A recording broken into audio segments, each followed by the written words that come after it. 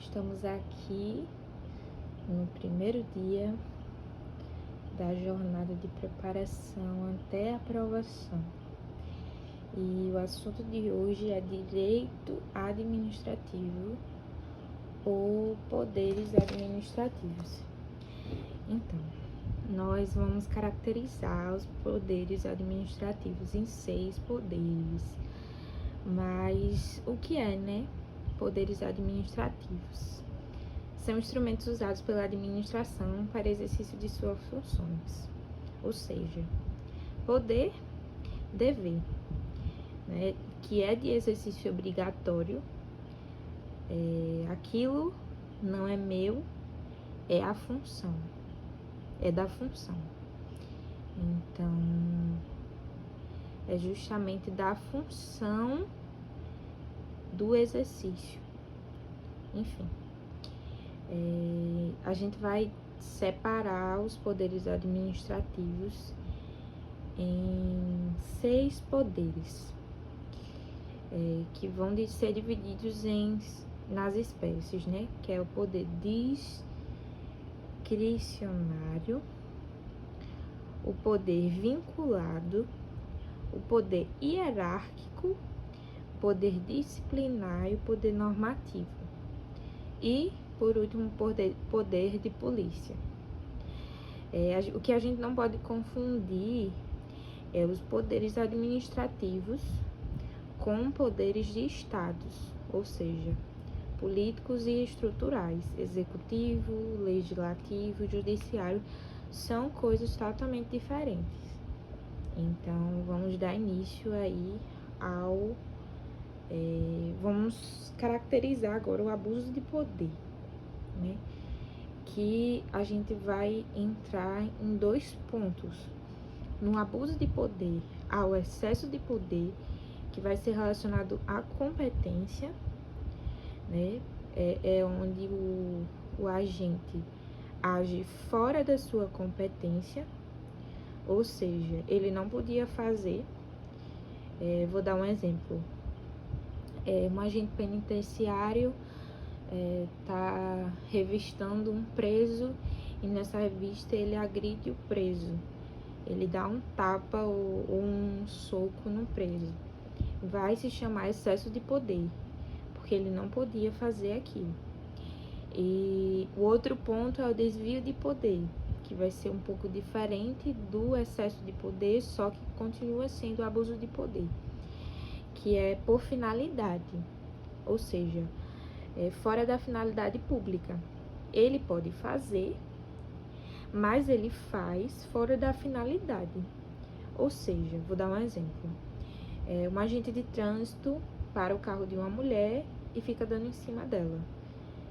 Ele podia fazer aquilo, ele poderia parar o carro porque ele era um agente de trânsito, e então ele tem liberdade para fazer aquilo. Porém, para a finalidade que ele fez não é correta. Então, isso acaba sendo desvio de poder. Se ele pode fazer, não é excesso. Excesso de poder é quando ele não pode fazer. E se ele pode fazer e faz, mas não é com aquela finalidade, porque está dentro da competência dele, vai ser desvio de poder. Então, resumindo, é isso. Agora vamos para o poder discricionário. Nesse poder, apesar de o administrador permanecer subordinado à lei, a própria lei admite possibilidade de escolha, em que, segundo critérios de conveniência e oportunidade, o administrador escolhe o melhor agir. Cuidado! Esse poder não pode se confundir com arbitrariedade, ou seja, apesar do administrador ter liberdade para agir, essa não pode se dar de uma forma arbitrária fora dos limites legais. Então, optativo, né? Margem de escolha. Ocorre quando a lei do agente público dá a possibilidade de escolher o que é mais conveniente ou oportuno, podendo escolher o motivo e o objeto do ato. Cuidado, o agente deve agir dentro dos limites da lei, caso contrário, estará em arbitrariedade, ou seja, em ilegalidade. Então, esse é o poder discricionário. E agora a gente vai para o outro poder, que é o poder vinculado, que é o poder que não possui margem de escolha. Então, tipo, ele ocorre quando não há uma margem de escolha para o agente público. Sendo assim, a lei determina como deve se fazer e ele tem que fazer conforme foi determinado. Então, esse vai se caracterizar o poder vinculado. Poder hierárquico. Situação interna. Olha, não há hierarquia no mesmo poder. É o poder que a administração tem de controlar os seus órgãos e agentes internamente. Exemplo, fiscalizar, dar ordens.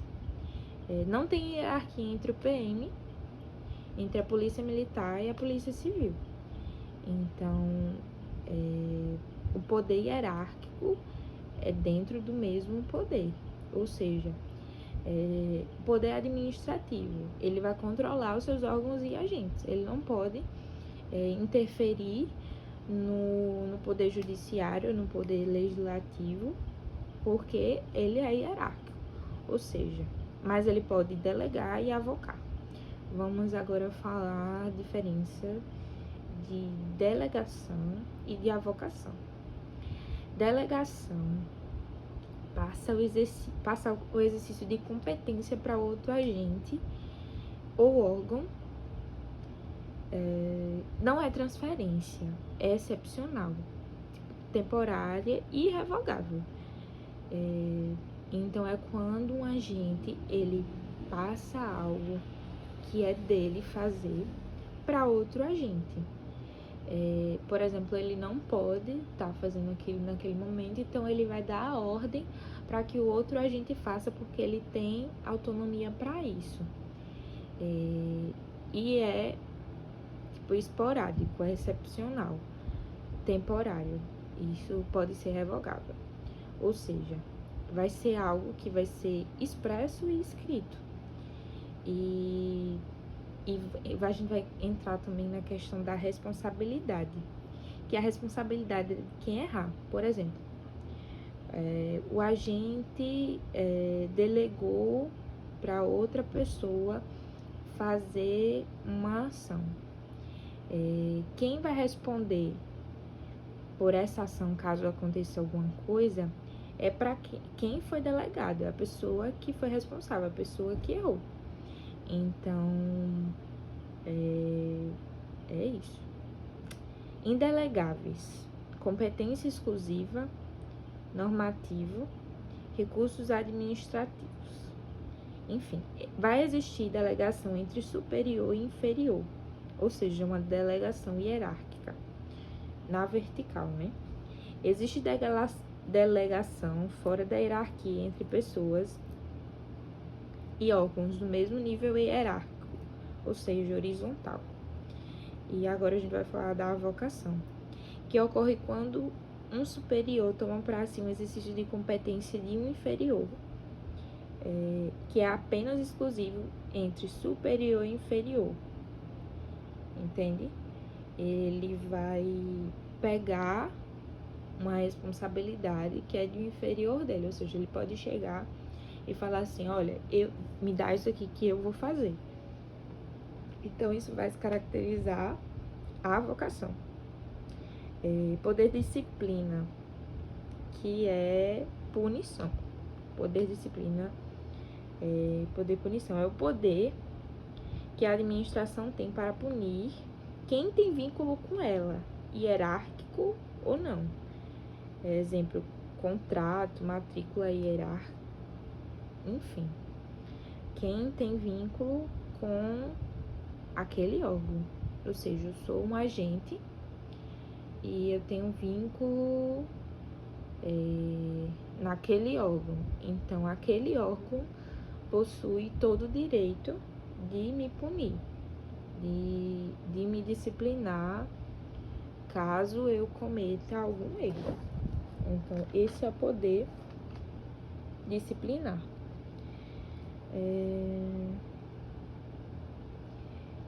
Que o poder disciplinar, basicamente, ele permite que a administração pública me puna por infrações e aplique sanções para aquele que tem vínculo com ela.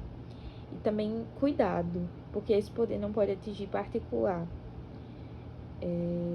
sem vínculos com a administração, mas não está vinculado apenas a relações hierárquicas, ou seja, mesmo aqueles ligados à administração por contratos ou atos também são passíveis de punição através do poder disciplinar. Agora a gente vai para o poder normativo.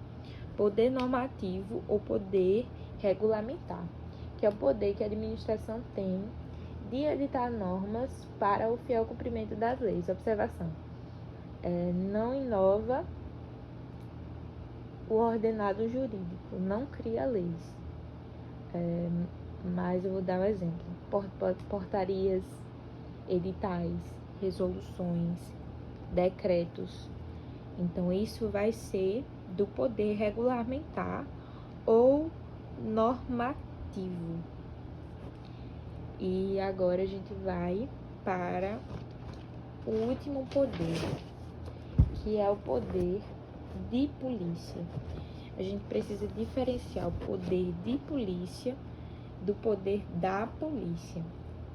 É um poder que permite a limitação de bens, atividades e direitos individuais em benefícios de interesse público, intervindo na via dos particulares.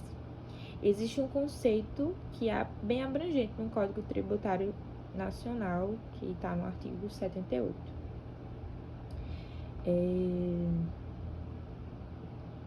Considera-se poder de polícia a atividade da administração pública, limitando ou disciplinando o direito, interesse ou liberdade regular, prática de ato ou abstenção de fato, em razão de interesse público, com semente à segurança, à higiene, à ordem, aos costumes, à disciplina da produção e do mercado, ao exercício de atividades econômicas dependentes de concessão ou autorização do poder público, à tranquilidade pública ou respeito à propriedade e aos direitos individuais ou coletivos. Parágrafo único. Considera-se regular o exercício do poder de polícia quando desempenhado pelo órgão competente, nos limites da lei aplicável, com observância no processo legal e tratando-se de atividade que a lei tem como discricionária, sem abuso ou desvio de poder. Limites do poder de polícia. Necessidade. Só deve ser usado se houverem ameaças reais ou prováveis do interesse público. Proporcionalidade e razoabilidade. Tem que haver uma relação limitante entre o direito individual e prejuízo a ser evitado. E eficácia. A medida deve ser adequada. Atributos do poder de polícia. Discricionariedade. Significa que a administração dispõe de certa liberdade de atuação, podendo valorar a oportunidade e conveniência da prática do ato e da graduação das sanções aplicáveis, bem como estabelecer o motivo e o objeto, respeitando os limites legais. Coercibilidade, característica pela imposição coativa das medidas adotadas pela administração, que diante de eventuais resistências dos administrados, pode se valer inclusive da força pública para garantir o seu cumprimento. Autoexecutoriedade implica dizer que a administração pública possui a prerrogativa de decidir e executar sua decisão por seus próprios meios, sem necessidade de intervenção judicial. Para finalizar, existe um conceito que tem sido cada vez mais aplicado nas provas. Seriam as 4 fases dos ciclos de polícia, segundo Diogo Figueiredo Moreira Neto. Eles são: ordem de polícia, é o preceito legal básico que dá validade à limitação prevista para que não se pratique ato lesionário, que lesionará o interesse público, ou para que não deixe de fazer algo que evitará lesão em interesse público, Portanto, há duas modalidades de ordem do polícia. Uma que veda de forma absoluta formas de exercício de atividades individuais ou uso da propriedade privada, partindo do preceito negativo absoluto, como, por exemplo, a vedação de autorização de porte de arma de fogo, de uso restrito às Forças Armadas. Segunda, outra em que a vedação existe de início, mas é possível, após a devida avaliação, que a administração dê o consentimento para o exercício de determinada atividade ou uso de certa propriedade privada, como é o caso da licença para construir. Só que só se admite a construção se ficar demonstrado que o projeto atende à legislação específica. Considerando consentimento de polícia é outra coisa. É o ato administrativo que confere a anuência do exercício de atividade ou uso de propriedade e somente existe se for segunda espécie de ordem de polícia. Fiscalização de polícia é a verificação se as ordens de polícia estão sendo cumpridas, se não está sendo exercida uma atividade vedada ou se uma atividade consentida está sendo executada dentro dos limites estabelecidos. Sanção de polícia é a fase em que, verificada a afronta à ordem de polícia, é aplicada a pena de polícia. Exemplo, demolição de edificações, apreensão de mercadoria, guinchamento de veículo. Esses são alguns exemplos da sanção de polícia, que é onde é aplicada uma pena.